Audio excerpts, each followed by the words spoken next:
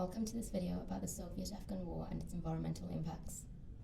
Back then, both Afghanistan and the Soviet Union were united by a friendship treaty, where Soviets promised to help Afghanistan with military assistance in case of conflict. Afghanistan needed support because their communist president in 1978 proposed plans for a one-party state.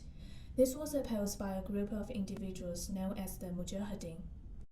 Conflict soon began between the Soviet-backed Afghan government and the Mujahideen, who were supported by Pakistan and the US.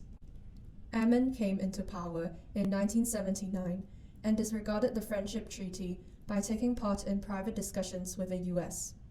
This betrayal led the Soviets to invade Afghanistan in December 1979 and kill Amin.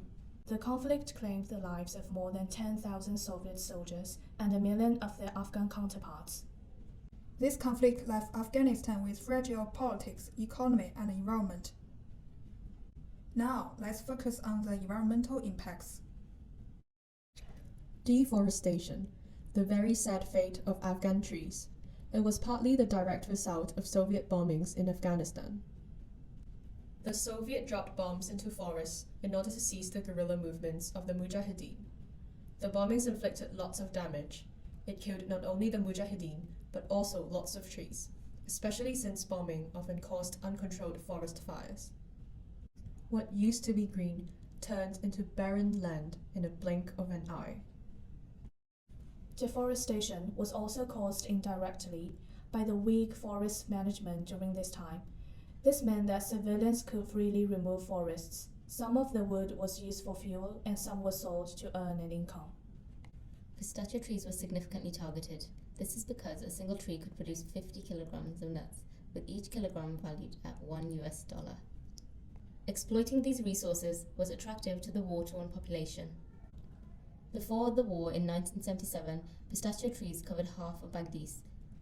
By the end of the war, almost all pistachio trees in the province. Deforestation also had an irreversible impact on the wildlife, as it destroyed their habitats and food sources.